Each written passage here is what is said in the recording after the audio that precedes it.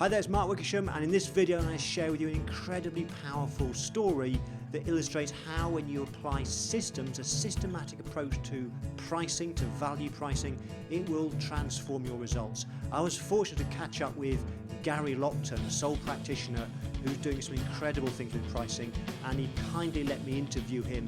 So in this video, come and join me and listen to what Gary's got to say, his story about how he's using systems to price so much more effectively.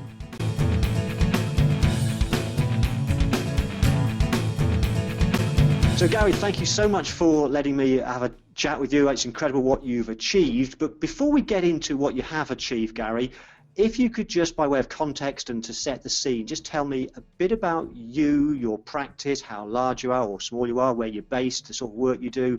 That would be great just to set the scene. Okay, yeah. Well, we're based in Grantham in Lincolnshire. We've been in business now since August 1982. Seems a long time. I'm not saying we got it all right from the start. I know we made mistakes like everybody else as we go along. We try to have systems. Sometimes the systems work, sometimes they don't. But overall, well, I suppose we're still here, so you know, I suppose that's a benefit. We've had offices on the high street, but we've now reduced ourselves down to just basically myself, my wife, and my sister. And between us, we do the work that needs to be done. We have an office in the town, but that's more of a registered office as such. I don't see people at an office as such. I see people at hotels or business centres or the like, whatever suits the client really. So I like to be more client-centric rather than what suits me. So that's how it tends to work for me. As I say, we just have this is the three of us really that do the job.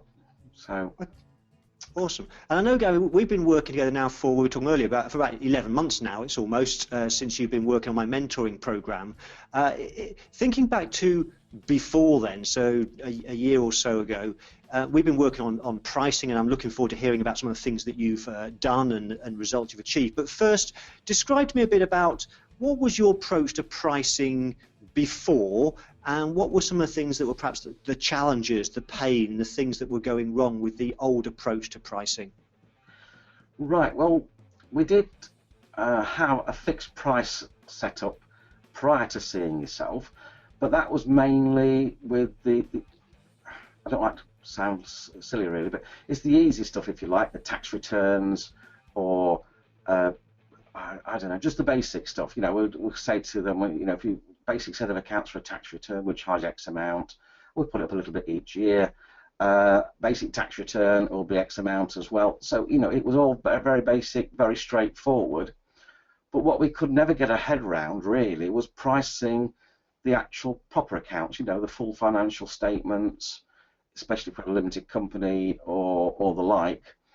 And it used to be, I think how you put it, is a bit of an ambush pricing at the end of the day. You'd present them with a bill at the end of the year. You'd try not to show them the bill because you were very concerned, or how can I put it? You're a bit self-conscious about the bill itself. Money to me was a dirty word. I didn't like to discuss it, didn't like to talk to the clients about it. So therefore, it was something I never really wanted to talk about. I made the same mistake year in, year out. New clients came along. They might stop with us for a year. Once they got the bill, they probably won't stop again because they didn't expect it to be either as much as that, or they were expecting it to be a lot less because, I don't know, I must have given them the wrong impression. So I think really it was, all right, we've got over 30 plus years experience, but we were making the same mistakes each and every year. So it was really 1 year's experience 30 times, I suppose, rather than 30 years of experience where we didn't really seem to make inroads into that. So that was the basic problem. We needed to find a way of getting beyond that hump, if you like, beyond that particular area that didn't really work for us. And I couldn't see a way forward to do that. I didn't know where to go from there. I looked around, couldn't see any help online. I like to use Google like everybody else to try and find these things, but there is nobody out there that really can help on that side of things. And then I met you at a QuickBooks seminar, I think it was last March, and I came to one of your breakout sessions, and you said, you know, do we look into this, do we look into that? And I think it struck a chord with me. I think when you said you do mentoring now, and I spoke to a couple of the people who were on your mentoring course at the time, and I realised that that could be the way forward for me, to learn how to do the pricing, how to see how pricing should be structured, how to talk to clients. All right, new clients, now it's a lot easier since we've started to put some systems into place. I'm still struggling with the long-standing clients, but you know, these sort of things, I know they take time. I'm going to need further guidance with that, but you know, we can go into those things at another time. But as I say, we needed to do something, and the biggest hurdle really was getting these financial accounts sorted, you know, the pricing for that. And I was very wary about actually putting a price forward and then the client taking advantage, which I know I've tried it in the past and they have taken advantage, and you end up being really out of pocket time-wise. And I suppose you really need to have a complete system change in the way you approach people and approach the how you work with your clients themselves. Yeah, and certainly in your case, you're one of my kind of star students, if you like, because over the last few months you seem to have been getting so many great successes, and you shared something with me last week in the mentoring session, which just blew me away. So perhaps could you share with me some of the things you've specifically done, some of the things that you've started to do, some of those systems you mentioned, the systems for pricing accounts and stuff. How are you doing that, and perhaps what some of the results that you're getting? Right. Well, I know you do produce your own software to help with pricing, and I've also, since I started with yourself last March time, I've managed to get into talking to more people at AVN, and I've been along to the session in December, and I've started to look at Times Up. I know it's very similar to yours, and it works in a very similar fashion. But I thought I'd try Times Up and see how it works. Now, this only obviously happened in the last, well, since November, December time. And I've spoken to 3 prospective clients since that time. One person's not come back to me, but I wasn't surprised. He's not quite sure what he wants to do. He's a business startup, new limited company. So I'm expecting him to ring up at the 11th hour saying, can you now help me? Which is how it tends to go. One lady who'd been in business before, she said, I know you can't give me a price, but can you give me some ballpark idea? And I said, but we can. And I picked up the laptop, but I think it was the iPad in the end, and I went through, and it was Times Up as well, and I went through that with her, and I said, well, look, you're such a small business. I don't think you justify having the 5-star or even the 4-star necessarily at this stage. Let's see how you get on the first year. So we'll just quote you on the 3-star. And we went through a potential turnover and bookkeeping as such, even though she was going to do a little bit on an Excel spreadsheet. And it came out, including VAT, at £60.50 a month for 12 months. And she asked to do it over 12 months rather than 10 months because it brought the price down a little bit. And I couldn't believe it. That was £700, £720 including VAT. I mean, you know, £600 plus VAT. And I said, well, that's the price it comes out at. Are you happy with that?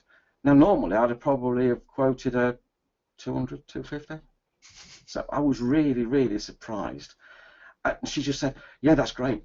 I'll sign up now. And she did the direct debit through Go Cardless, and the payments, touch wood, I've been going through ever since.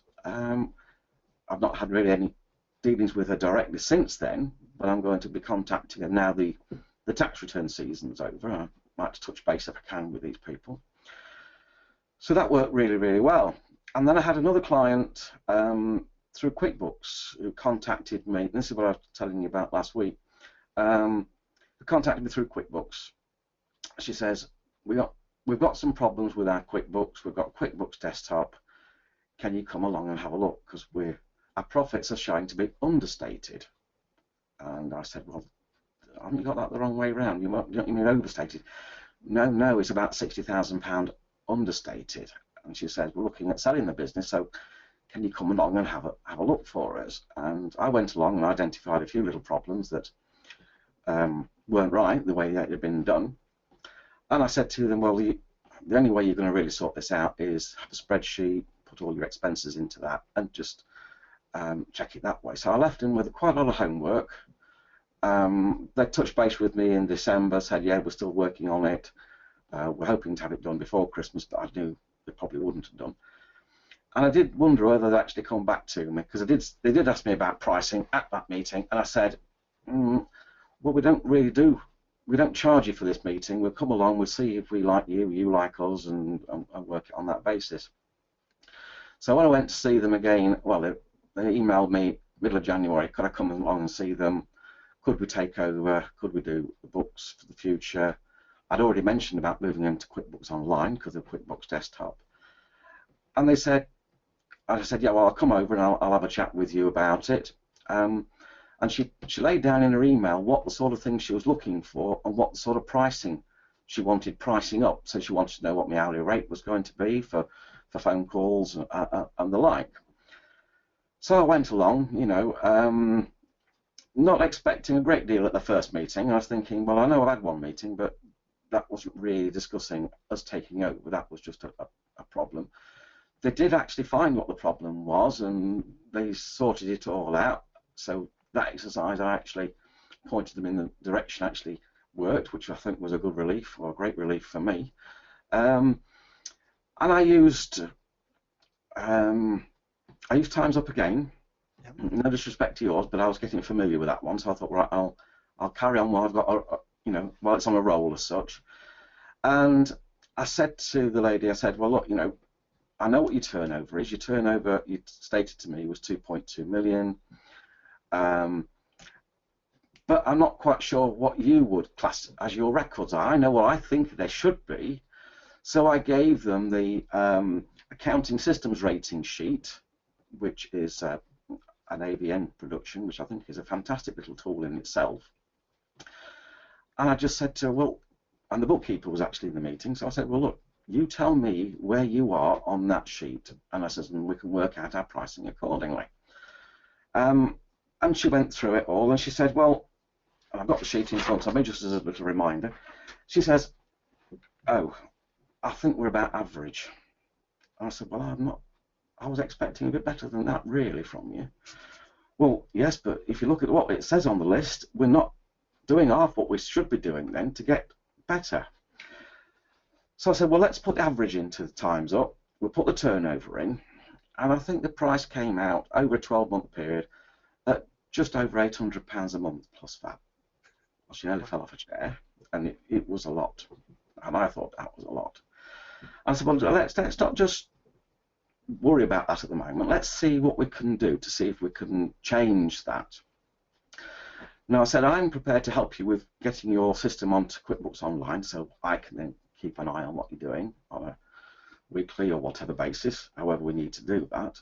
But before we do that, obviously we'll be sorting out a lot of your account settings and nominal codes, and we can retire quite a few by the looks of what you've got on here.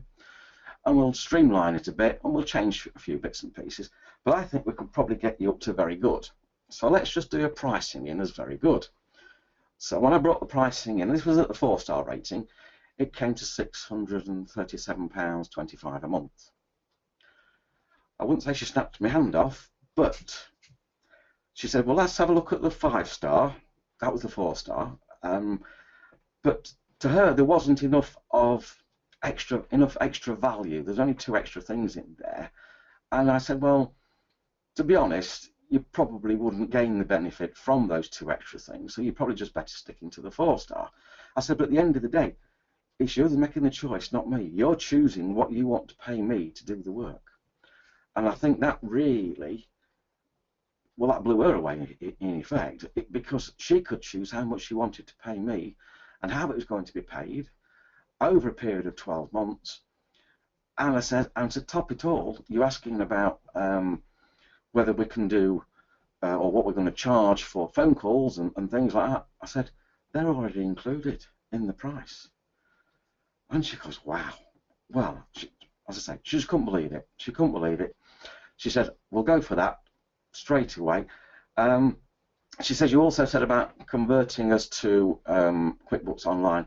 I said, and I'm very tongue-in-cheek, I said, well, yeah, but we do charge extra for that. Oh, well, that's fair enough, she says. Well, I can handle that, she says. So how much would that be? And I said, well, you know, we normally charge £89 a month, plus that over a 12-month period. And I said, that includes me coming along for half a day, setting up the system, uploading all the data from your existing system to QuickBooks Online, and including the rest of the day, or rest of the half day doing the training, and then we'll do 2 or 3 other training sessions as we need, as we see fit, on GoToMeeting. And I explained how that worked, because she'd never heard of GoToMeeting. And she said, well, that'd be brilliant. Oh yeah, I'll have that, she says, as well. She did get me down a bit on the tax return, so I know you've got to give a little bit somewhere, haven't you? I think she got me down to £230 for the tax returns. Well, would have charged a little bit more than that because they've got rental property. I think it would have been £350 normally, so she got me down to £230. But I wasn't going to really argue when she agreed with everything else that I had suggested. I've spoken to her since, and I said, well, when do you want me to start coming along? She said, well, we need to wait till April because it's our busy time at the moment. I said, fine. So I'm going to have a session over there in April. We've already booked the date. I'm going over there for half a day to sort out and do some training with them. So I'm best pleased. I bet you are. That's an amazing result. And just, if you could perhaps just recap on the numbers then. So it was £89 a month for 12 months for setting up on QBO. The price she agreed for the annual accounts was 600 and something, you said, per month. And then, of course, there was the tax returns. Sorry? Yeah, 637 a month. So, okay, so if I got my maths right, 637 plus 89 is near enough. 728 £6 or something over 12 months, which is about eight grand odd of. Yeah, 8.5 near enough. Yeah, that's very, very. So, by way of contrast, I've got a couple of questions to ask about the processes you've gone through, but just very quickly, what do you think you might have charged if you'd had that same opportunity 12 months ago? Well, I'd have done like any other accountant would have done without these tools. I'd have looked at what the previous accountants were charging, like we always do. We have a quick look at the P&L to see what the accountants were charging. Obviously, they're not very happy with them, otherwise they wouldn't be approaching myself. I don't think it was a problem so much with their accountant, it was just their attitude. The figures are what they are. They didn't really want to help when she had a problem. And that's what started the ball rolling with her coming to us at this stage. But I looked at the previous account, and they were charging £3,500 plus that. And I think I would have probably gone in at something of that nature, probably a little bit less, just to make sure that they will be happy that we were going to do what, because effectively we'll be doing exactly the same as what they were doing. Obviously, with using the AVN tools, we would be able to do extra added value services, which I wouldn't have known about 12 months ago. So therefore, I would have to have competed just purely on the price, not with what else I can do for them and how I can do these things for them.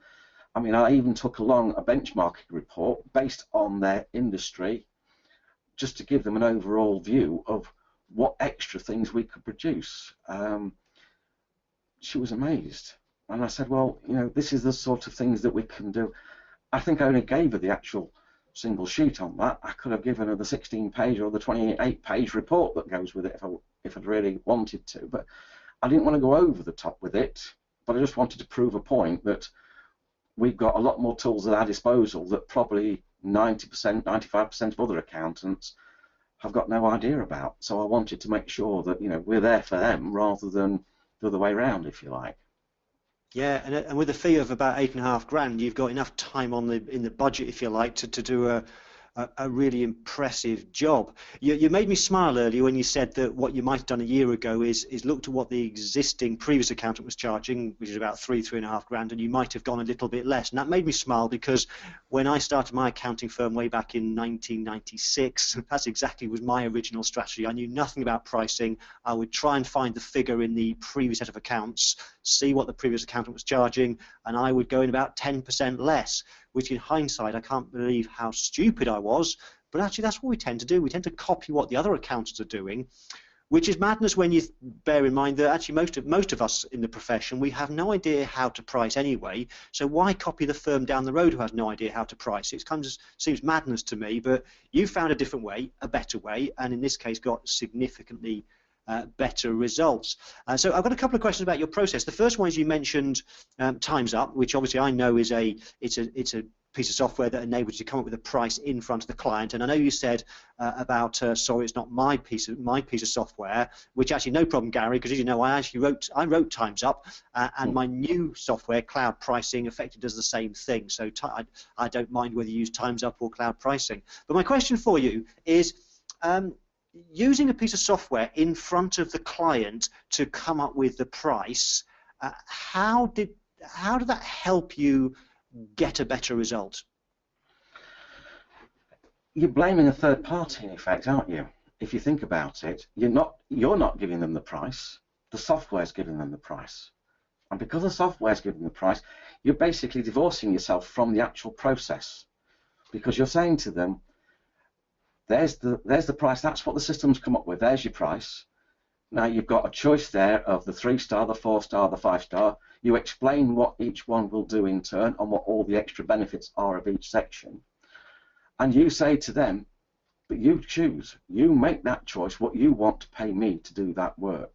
And then you can choose how much extra you want to be included in there or how much you don't want to be included. So you can then take out various bits so you don't got to actually compromise on your pricing as such, because you want to do it exactly as the system says. And that way it gives you the confidence to be able to talk to them, and you can still adjust it to suit, but you don't give them extra, you take out the extra bits to bring the price into the sort of figure that they want to pay. And that to me is the crucial part about it. I know that works with yours, and I know that works with Time's Up. And without that, I wouldn't have had a clue, because I just have had to have gone on what the previous accountants had done. Yeah, great point. And you've mentioned a couple of other tools during the course of this interview, and one of those was, think about the earlier example, the first case that you mentioned, which I know it was a smaller case, it was a smaller client, but you mentioned the fact that you were being paid using GoCardless, and if I understand right from what you said, is she's paying you monthly on GoCardless, but here's the key point, it sounds like from what you said you've not started the work yet, so she's paying you in advance. So tell me a little bit about how you are getting paid now, and also tell me about GoCardless. Right. Well, she came to see me. Well, I went to see her in her home, which I prefer to do if it's at all possible, because it's part of checking to make sure they are who they say they are, and so on and so forth. She'd only started the business, I think, about 3 months earlier, and she was a friend of another client in the same locality. So I went along and had a chat with her, and I said, well, we like to get these things up and running because we tend to do the work, or we've got to set up files, we've got to sort out things, we've got to make sure that you're set up right and that you're doing things as we want you to do.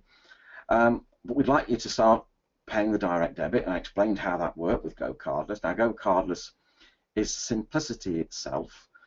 It takes minutes to actually sign up to GoCardless. Once you've signed up, you go into the GoCardless dashboard, you set up a new client in there, and all you need to set up a new client is their email address, their name and their email address. Then GoCardless do the rest for you. They email the client. The client sets up the permissions direct with GoCardless, so we don't get involved. And the beauty of that is that we don't need to get involved. So it's not we don't get, if you like, the blame if anything might go wrong with a direct debit, because they've done it directly with Go Cardless. Once that's been set up, they'll get an email themselves to say it's been set up. We get an email to say the person's signed up. We then go into our dashboard again, and from there we can set up the amount that that person will then want to pay, whether it's monthly, a one-off payment. You can specify the number of payments you want to take, whether it's 1, 3, 7, 12, 100, it doesn't really matter. You can specify the date it starts, you can specify the date it ends, and so on and so forth. It's very, very, very powerful in that respect. The costs are virtually nil, 1% on a transaction limited to £2. So on a £200 standing order, you're going to pay £2. On a £300 standing order or direct debit, you're going to pay £2 as well. So at the end of the day, you know where you are with your costings, because the costs are virtually nil. So as I say, we set her up with a direct debit. We said that we wanted to pay it up front because I told her now that we have a new system. We like to make sure that we are paid in full before we complete the accounts and do her tax return. And I said, by doing it this way around, you're not going to get a big bill at the end of the year when we want to produce the tax return. This is going to help you with your cash flow. It helps me with my cash flow as well. And she says, right, I'll do it straight away. And I sorted it out while I was at her house. I went straight on to Go Cardless because it's so easy to do. Set her up. She got the email and she set it up while I was sitting there with her. Job done. Simple as that. Awesome. And the other tool you mentioned was QuickBooks. You've mentioned a few times QuickBooks Online, which I'm a big fan of, and clearly you are. And as you said earlier, that's how we first met a year ago at the Intuit event. And I was interested when you were talking about with this the second case study, the second client, how you then encouraged her to move her records onto QuickBooks Online, and you set it up and you charged her £89 a month for 12 months, which I think is very clever, because if I do the maths out, I think works out at just over £1,000 for setting her up on QuickBooks Online. So just very quickly, why do you recommend QuickBooks Online? And also, and a secondary question, so I'm asking two at once. You obviously got a fee of just over £1,000 for that client for setting them up on QuickBooks Online. Did you used to charge a price for setting people up on QuickBooks Online, or was that a new thing? So sorry, two questions there in one. Right. Well, I can answer the second one first. Yep. That was really down to you, I think, really, with part of the mentoring side. It was mentioned, I think, was it Kay that you actually helped set her up with? Kay originally, yes. Kate originally, and you actually put together a brochure and everything, which I've got, but I've not actually produced, but I managed to explain it how it all worked anyway. And through that, I don't think I would have charged anything normally. I think I would just assumed that as part of the job, if you like. So it's one of these trial and error things. I could have probably said, oh, well, it'd be £50 or whatever, but I know, going through what you explained and remembering how you put it to us, how we should do this, and I think that's the benefit really of coming on your mentoring course, is that if you explain what you're trying to do and what you're trying to do for the client, the £89 a month, it seems very insignificant to them, and that's effectively what it boiled out to be for her.